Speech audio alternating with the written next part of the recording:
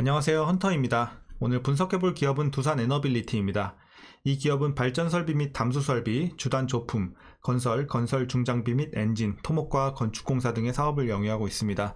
매출 비중은 자회사 두산 밥켓을 통한 건설기계 쪽이 약 60%로 가장 크게 차지하고 있고요.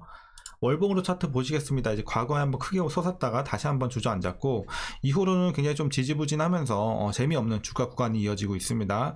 그래서 이제 최근에 상황 보시면 마찬가지로 계속해서 좀 박스권 구간 안에서의 지루한 움직임이 계속되고 있습니다. 물론 이제 2021년도에는 좀 급등이 나왔어요. 이때는 아마 제가 기억하기로는 뭐 한미 원전 동맹 이슈 뭐 이런 것들이 있었거든요. 그리고 뭐 폐배터리 재활용해갖고 뭐 그 리튬 추출하는 이런 기술 뭐 개발했다 뭐 이런 소식이 하여튼 급등세가 이때는 굉장히 좀 재미있는 구간이 나왔었는데 지금은 사실상 계속해서 박스권, 최근에도 박스권, 그러니까 좀 지루한 움직임이 계속 이어지고 있단 말이죠.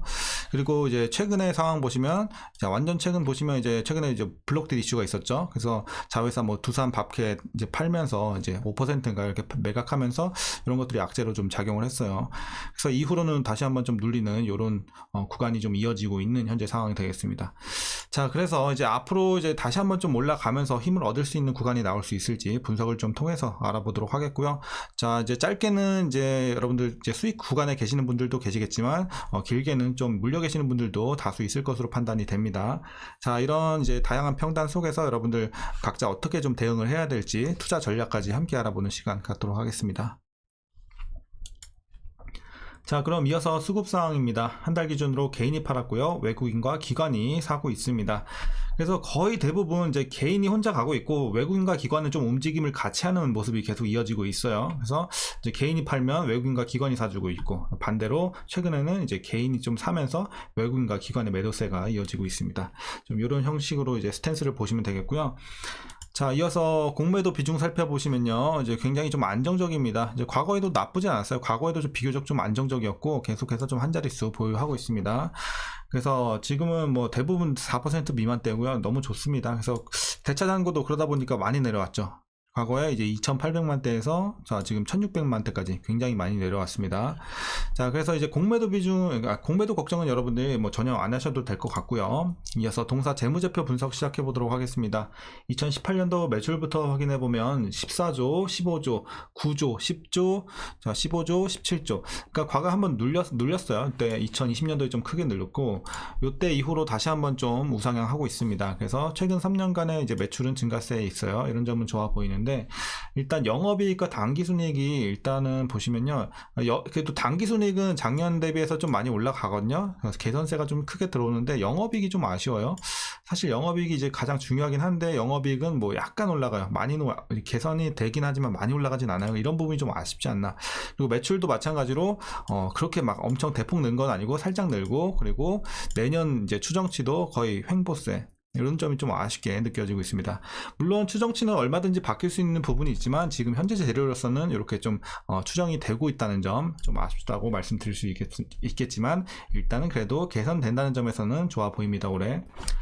자, 그리고 부채 비율 보시면요, 과거에 300 굉장히 높았습니다. 300, 250, 160 이때 좀 떨어지네요. 그리고 120. 그래서 최근에 이제 100 초반대까지 좀 내려오면서 그래도 안정세를 보여주고 있습니다. 그래서 부채 비율은 그렇게 뭐 우리가 꼭 우려할 정도는 아니라고 판단이 되고 있고요. 자, ROE 보시면 뭐 순이익 계속 적자가 났으니까 이제 마이너스 기록을 하다가 이때도 괜찮았고 다시 작년에 순이익 마이너스 기록하면서 다시 한번 또 이제 마이너스 11까지 기록을 했습니다. 올해는 한 6.47.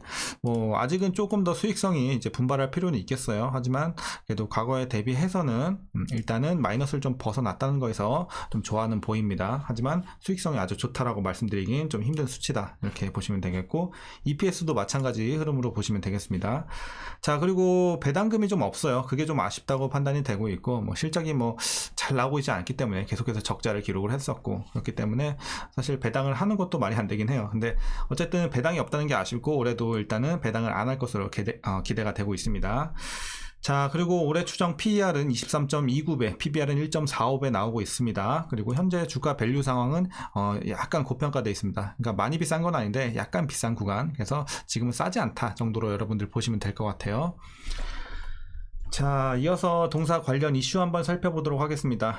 먼저 이제 가장 최근 소식부터 보시면 이제 국내 최대 규모인 8메가와트급 대용량 해상 풍력 모델을 개발한 이 두산 에너빌리티가요 10메가와트급 파생 모델 개발에 본격 착수했습니다. 해상 풍력 발전의 핵심인 터빈 용량 대형화 측면에서 해외 선진 기업과의 이런 기술 격차를 좁혀서 글로벌 경쟁력을 확보한다는 이런 전략입니다. 자, 그리고 동사가 이제 최근에 이제 공급 계약 체결 소식이 있었습니다. 자, 한국 중부 발전과 2,800억 원 규모의 380메가와트급 보령 신복합 발전소 주기기 공급 계약 체결 내용이었는데요. 이 발전소는 한국형 표준 가스복합 모델이 적용되는 첫 프로젝트고요. 2026년 6월 준공을 목표로 건설될 예정이라고 하니까 참고하시면 되겠습니다. 자, 그리고 이제 올해 하반기 수주 관련해서 예상을 좀 해보면요. 하반기부터는 원전 수주가 본격적으로 좀 이어질 것으로 예상이 되고 있습니다. 그래서 이제 동사는 미국과 중국의 갈등, 그리고 러시아, 우크라이나 전쟁 등에 따라서 탈러시아, 탈중국 흐름이 나타나고 있는 글로벌 원전 시장에서 수혜를 볼 거라고 예상이 되고 있는 긍정적인 상황이고요. 그리고 미국은 차세대 원전인 소형 모듈 원자로를 2050년 탄소 중립 달성 핵심 기술로 강조하고 있습니다. 이런 부분도 좋아 보이고, 그리고 전쟁 이후 불어닥친 에너지 위기로 인해서 원자력 발전을 그린 텍소노미에 포함시킨 이 유럽에서는요, 노후 원전 교체 수요가 높아지고 있습니다. 그래서 이쪽에서도 우리가 좀 수혜를 입을 가능성이 높아지고 있습니다. 그래서 이제 하반기는 이런 긍정적인 좀 업황이 기대가 되고 있고, 올해 하반기 또 수의 계약 형태로 이뤄지는 폴란드 퐁트누프 원전의 이 본계약 체결이 유력한 것으로 알려졌습니다. 그래서 2024년도 추가 원전 수주 가능성이 높고요. 또한 이제 한수원과 팀코리아로 참여한 이 체코 두코바니 원전 사업은요, 2024년 상반기에 우선 협상 대상자가 결정이 될 거라고 합니다. 그래서 이런 부분 기대가 되고 있고, 이제 마지막으로 이제 대선이 끝난 튀르키예 원전 확대를 천명한 영국, 러시아 로사톰을 퇴출한 핀란드, 후속 프로젝트를 준비 중인 아랍에미리트까지 이렇게 이제 추가 수주가 좀 기대가 되면서 이런 하반기에 조금 여러 가지 재료들이 좀 노출이 된 상황입니다. 그래서 뭐 확정된 이런 건 없지만 어쨌든 기대감이 이제 생길 수 있는 부분들이 많아졌죠. 그래서 한번 기대해보면 좋을 내용이고요. 그리고 이제 이슈 마지막 내용은요. 두산 에너빌리티는 지난 6월 보유 중인 두산 밥켓 지분 5%를 매각했습니다. 아까 말씀드린 내용이죠. 그래서 3천억 원 규모의 이제 현금을 마련을 했고요. 확보된 자금은 SMR, 수소터빈, 그린수소 등 신성장 사업에 투자할 예정이라고 하니까 참고하시면 되겠습니다. 근데 어쨌든 이 블록딜 자체가 악재로 이제 작용을 하지만 중요한 건 뭐냐면요. 블록딜이라서 이제 나쁜 것보다는 두산 밥켓 지분이라는 거에서 우리가 더 크게 의미를 가져야 돼요. 왜냐면 최대 매출처잖아요. 동사의 최대 매출 60% 가까이 두산 밥켓에서 나오고 있는데 그만큼 5%만큼 지분이 준다? 그러면 이제 반영되는 이런 이제 순이익이 줄어들 수밖에 없겠죠. 실적이. 그렇기 때문에 이런 부분에 있어서는 굉장히 좀 우리가 안 좋게 볼 수밖에 없는 상황이다. 그래서 5%가 별거 아닌 것 같아도 최대 매출처였기 때문에 크게 작용을 한 겁니다. 그래서 이후에도 계속해서 좀 눌림세가 지속이 되고 있고요. 자, 어쨌든 이렇게 여러분들께 최근의 이슈 말씀드리겠고요. 이제 마지막으로 여러분들 투자 전략 말씀드리면서 영상 마치도록 하겠습니다. 자, 먼저 신규 진입에 있어서는 좀 개인적으로 반대 의견 드립니다. 그래서 지금은 그렇게 뭐 싼 구간도 아닐 뿐더러 일단은 좀 하락이 진행 중인 상태이기 때문에 일단은 관망하시는 게 좋겠습니다. 그리고 제가 개인적으로 좀 들어갈 만한 구간은 그래도 못해도 정말 여기까지 올지는 모르겠지만 못해도 한 만원 중반대까지는 와야 된다고 생각해요. 그래서 15,000원까지는 좀 와줘야 그나마 좀 들어갈 만한 생각해 볼 만한 구간이다 이렇게 말씀드리겠고, 요 위에는 그렇게 메리트는 없는 구간으로 판단하고 있습니다. 자, 물론 뭐 굉장히 좀 장기적으로 보면 또 들어갈 만한 구간일 수도 있긴 하지만 지금 재료로서는 아쉬운 구간이다 이렇게 판단이 되고 있다고 여러분들께 말씀드리겠고요. 그래서 보유자분들만 대응하시면 좋겠고, 일단은 자, 최근에 들어가셔서 수익이 잘 나고 계신 분들 어디까지 보시냐면요. 자, 지금은 솔직히 많이는 못 들어요. 그러니까 하반기 그래도 재료 자체는 나쁘진 않은데 일단은 최근에 이런 악재 이슈도 있고 해서 일단은 좀 보수적으로 저는 2만원까지만 좀 어깨로 보고 있습니다. 그래서 2만원까지만 좀 안정적으로 볼 수 있는 구간은 2만원까지 이렇게 말씀드리겠고, 만약에 이제 목표 주가는 얼마든지 바뀔 수 있잖아요. 그러니까 하반기 가서 뭐 예를 들어 수주 관련해서 좀 대형 수주 관련, 그리고 뭐 어쩐 제일 좋은 거는 사실 정책적인 이슈죠. 그래서 정책적인 이슈가 좀 크게 들어온다? 그러면은 훨씬 더 목표 주가는 올라갈 수 있겠죠. 하지만 지금 당장에는 많이 못 드린다는 점 이렇게 참고하시면 되겠습니다.